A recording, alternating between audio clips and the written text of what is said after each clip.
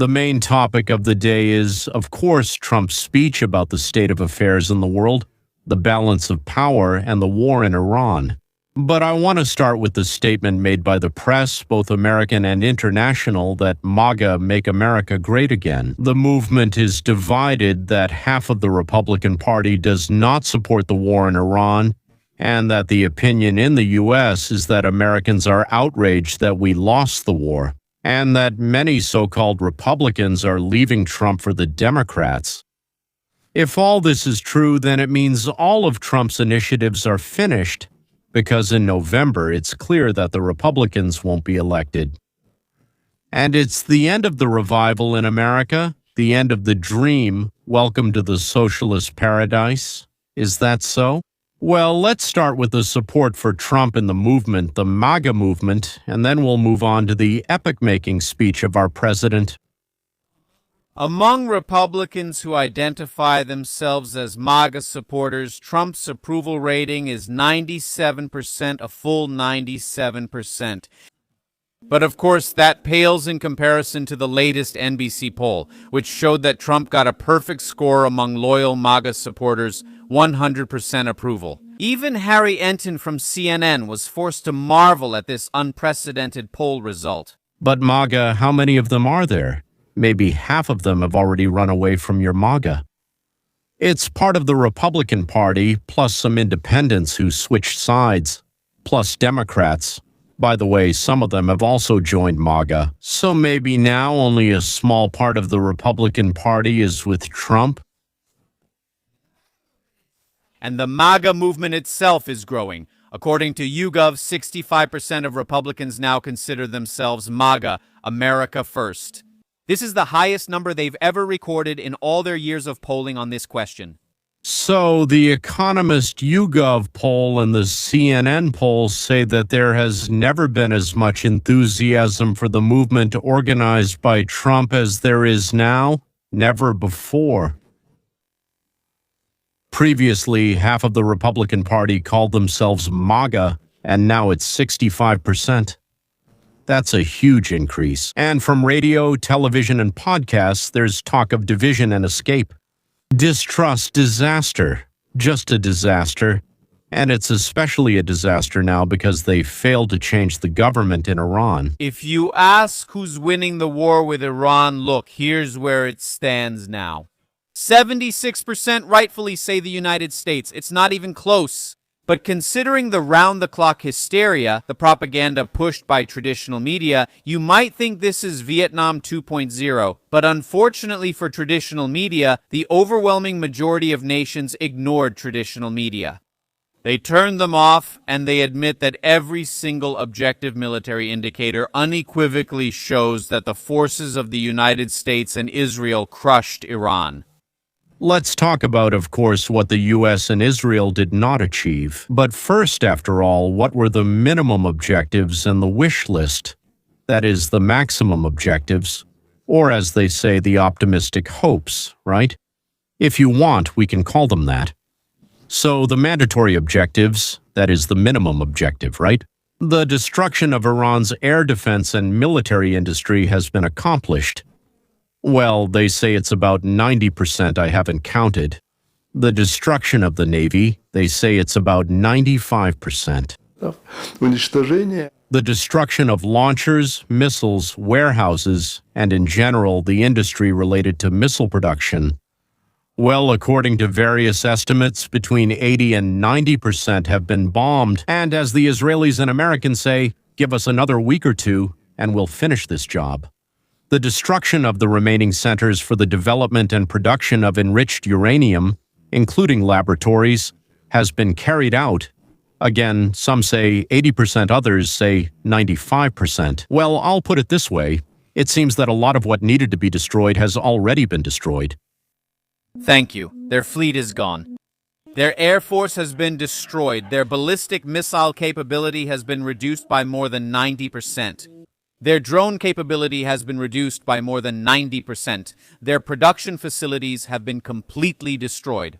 Their leadership, from the mullahs to the military, has been completely destroyed. We have full and absolute air superiority to do whatever we want, whenever we want. Absolutely every military indicator is unambiguous. It indicates that American and Israeli forces have virtually completely destroyed Iran's ability to project its power. The first main task was to stop Iran, push back their weapons production by a decade, and create conditions for a possible change in Iran's policy, either a change, well, so to speak, in the existing policy of the regime's clique, or a change of the regime itself. Well, let's say the clique was left in place, but they were forced to behave differently, as in Venezuela. This is, so to speak, the Venezuelan option. But again, this was never set as the main mandatory task. That means not to change the regime, but to create conditions, or to be more precise, to try to create conditions. Well, of course, it would be great for us and for the whole world if the regime changed. So, let's imagine like during the time of Pahlavi, that is the Shah, pre-Islamist. That is, Islam was their religion, but it wasn't Islamist.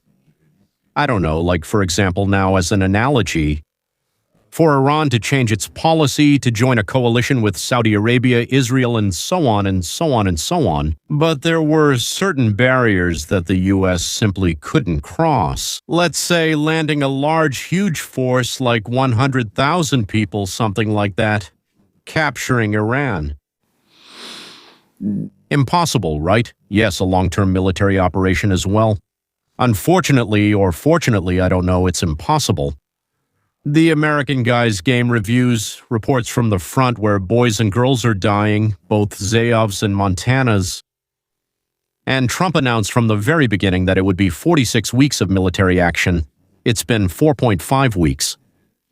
What have we not achieved? The regime, so maybe different people, but it's the same. The mullahs and the Revolutionary Guard Corps are still in charge. The Strait of Hormuz, under fire from Iran, is controlled by Iran. Well, whoever can strike, so to speak, is the one who, as they say, controls it. Israel and neighboring countries are under fire. Iranian drones and missiles continue to threaten residential areas, oil fields, and the infrastructure of the Persian Gulf countries. That is, the regime is weakened, the regime is exhausted, the regime has been set back by a decade, but it still exists. There was no force inside or outside Iran capable of fighting the core and liberating Iran. What has changed in the world? Iran no longer has any military production. The only places they can get missiles from now are China and Russia. Iran, however, now has a free hand. And they will keep firing, little by little but continuously, at Israel and U.S. allies in the region. Israeli planes will constantly operate unimpeded over Iran, continuously striking anything Israel sees as dangerous. The Houthis and Hezbollah will continue to fire at Israel, and the Houthis might also start detaining ships carrying oil and other goods near their shores. This is a different, wider strait, but still a strait. So that's really bad, right? Yes and no. We haven't taken the surrounding world into account yet. Asia and Europe get a lot of energy resources from this region. Neither China, Japan, nor the European Union would accept either shooting or blackmail, demanding payment in exchange for not shooting. As long as Iran is firing missiles at the Sunnis and Israel, the region remains unstable.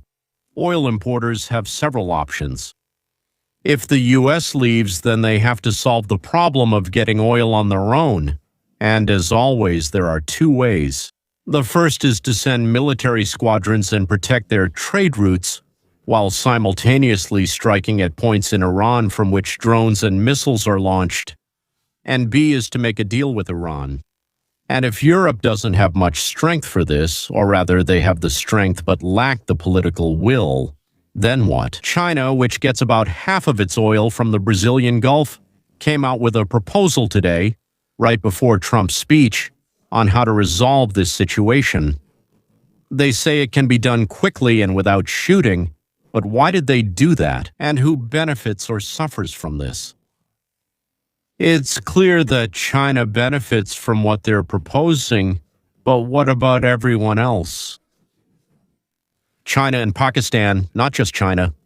China and Pakistan presented a 5-point plan to end the war in the Middle East.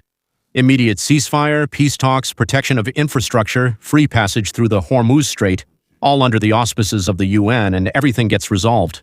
It sounds nice, very nice. But let's look at it realistically. Who is proposing this and why, what's at stake, and who benefits from it?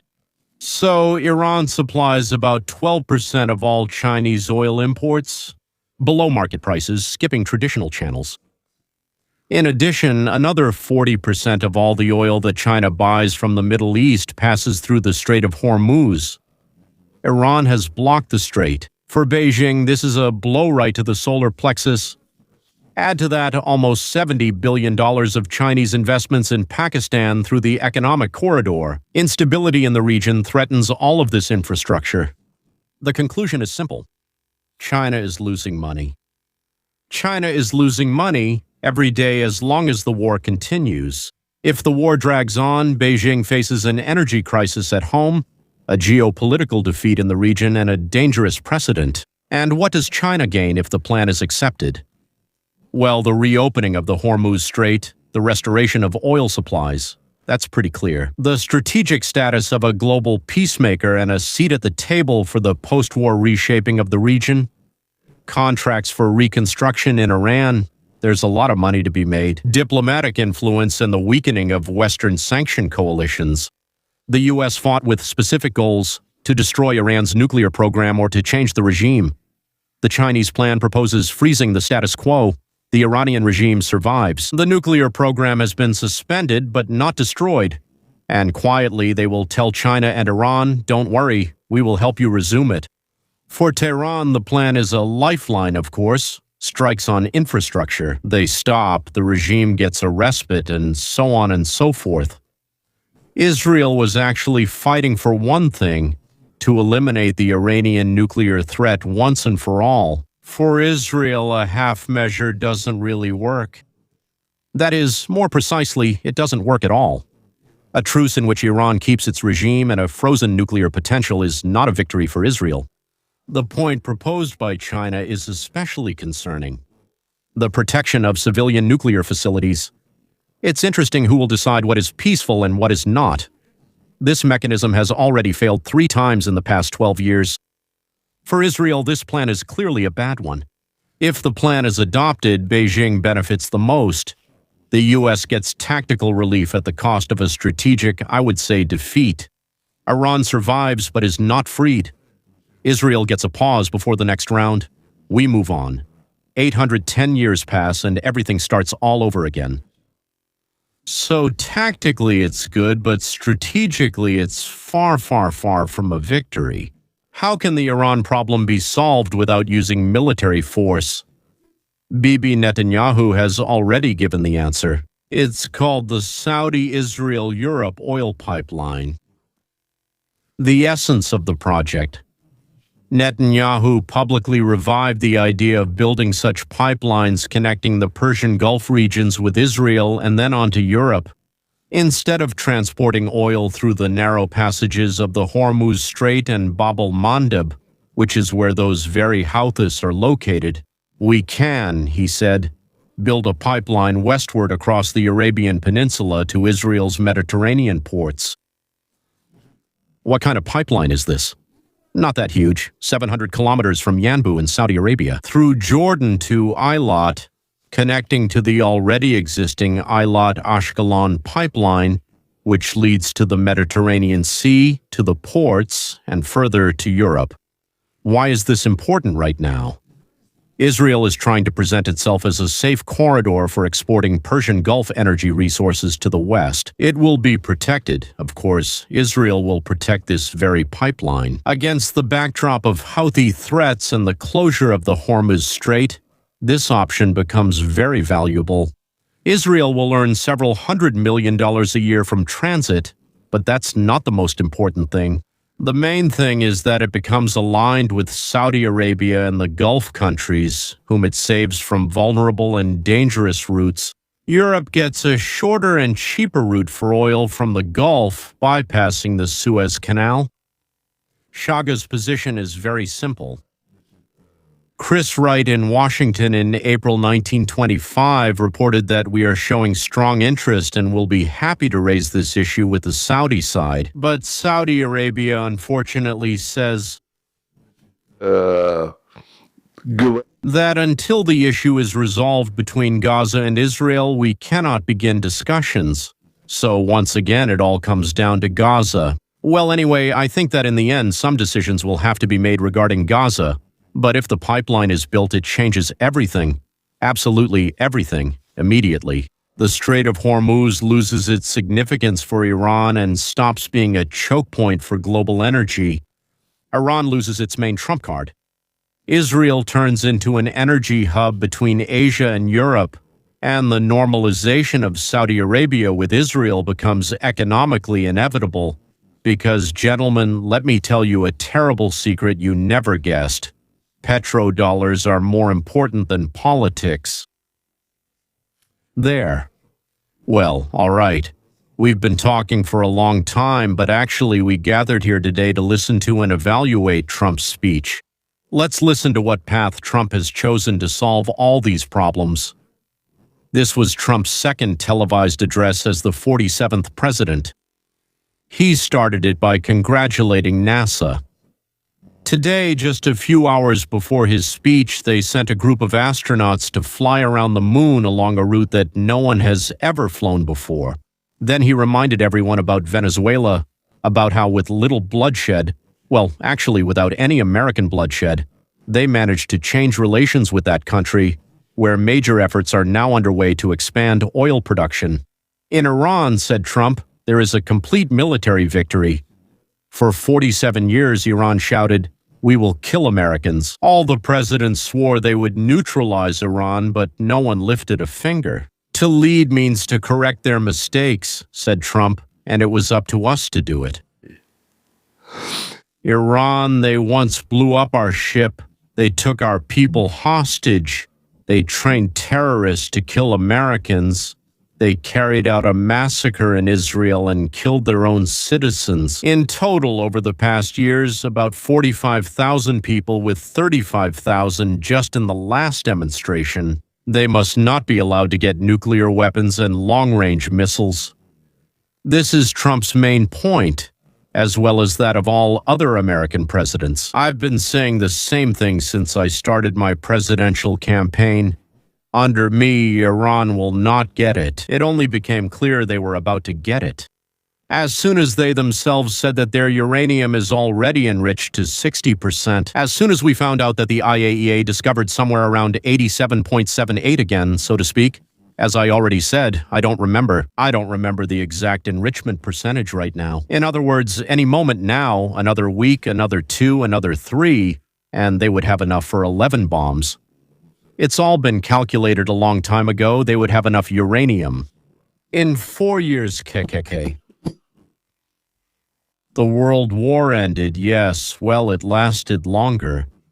Well, you know, it's considered like, from point to point, it's 4 years, right? Russian aggression in Ukraine lasted 4 years, and we destroyed the military force in 32 days. Iran, a country with billions in resources and a population of 92 million people, is not a small country at all.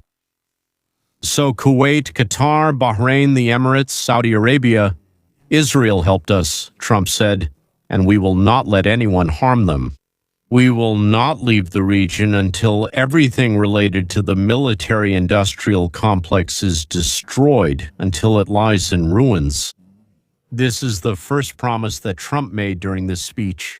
In the next 23 weeks, Trump said, what he mentioned will be destroyed, and I warn that we may decide to destroy the entire energy infrastructure of Iran. And we will do it in one day, better yet, in a single raid. And if Iran does something extremely bad, well, he means, of course, a dirty radioactive bomb, then we will destroy everything related to oil. Well, that was Trump warning China, Asia, and Europe to explain to the Iranians that there are certain lines that even during war cannot be crossed. He didn't say a word about China's proposal, not a word about Europe or NATO, but he did say, we don't need Hormuz. We were dealing with the nuclear issue, which unfortunately we couldn't fully resolve during the first strike. It became clear that they were gathering bit by bit from all sides. Their friends were helping them, our enemies, yes. And it became clear that we needed to wipe out not only the main hubs, but everything around them. Now, if the Iranians are such idiots that they want to do something because of what we did to the whole world, then that's not our problem. Deal with Iran yourselves. If you want, pay them for passage through Hormuz and then pay the Houthis for the next strait. If you want, send your own ships and planes. By the way, today representatives from 30 oil-buying countries are gathering to decide what to do in this situation. But if you don't want to fight, you always have the option to come to the U.S. and buy our oil, or Venezuelan oil, for example, right? We, said Trump, after the chaos and disorder under Biden, have plenty of oil, plenty of gas, industry is recovering, and jobs are increasing. After leaving Iran, the price of gasoline here will drop sharply. And soon American citizens will receive checks to compensate for expenses caused by rising fuel prices. A lot of money. A lot, said Trump. He didn't say how much or where he would get it from.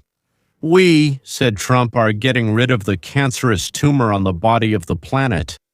From fanatics who wanted to destroy us, our culture, our religion, who have proven that they kill without hesitation. Because what we did was necessary, it was timely, and it was right. It was just brief. Значит, подтвердить. A few of his earlier statements. Well, first of all, we're leaving by the end of April, and second, well, 2 or 3 weeks until the end of April. Second, if something doesn't happen, we'll bomb the entire energy system of Iran. What won't happen, I don't know, maybe negotiations. Yes, but if something does happen, like a dirty bomb, then the entire oil industry of Iran. Third, the Hormuz Strait isn't important to us. And if it's important to someone else, go and protect your own oil. If you buy oil from Bahrain and transport it, and Iran shoots at you, that's not our problem. That's your problem. We offered to solve it together. You didn't want to. Okay, now solve it yourselves. So you also have a second option. To get on your knees before Iran, that's your business. And fourth, so to speak, fellow citizens, soon you'll get compensation for your expenses, and then we'll lower the price of gasoline, raise salaries. I mean, so to speak, will lower inflation and increase employment, and will protect you from terrorist regimes at home and abroad. So, who won? Iran, which lies in ruins but hasn't changed its regime, or the world, which knocked Iran's teeth out? So, well, they'll just get new teeth, you might say, or grow them back, maybe, and then we'll knock them out again. That's all for now. Goodbye and see you next time.